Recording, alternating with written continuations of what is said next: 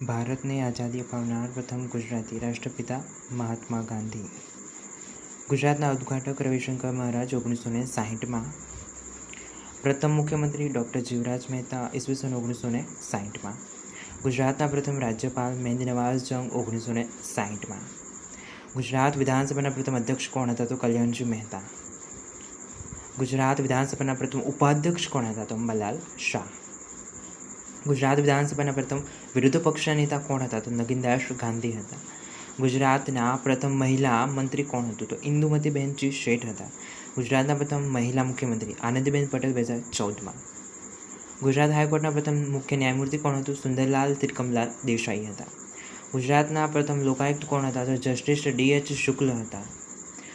ગુજરાતના પ્રથમ મુખ્ય સચિવ કોણ હતું? તો કે V. ઈશ્વરન હતા. પ્રથમ ગૃહ સચિવ કોણ હતું? G.S. સંઘવી હતા.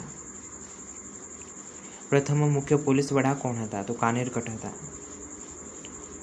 પ્રથમ ચીફ એન્જિનિયર કોણ હતું? ઉપેન્દ્ર ભટ્ટ. સૌરાષ્ટ્રના પ્રથમ મુખ્યમંત્રી કોણ હતા? તો ચંદ્રા ઢેબર અને ત્યારબાદ રસિકલાલ પરીખ. અમદાવાદના પ્રથમ મેયર કોણ હતા? તો ચીનુભાઈ ચિમનભાઈ બેરોનેટ.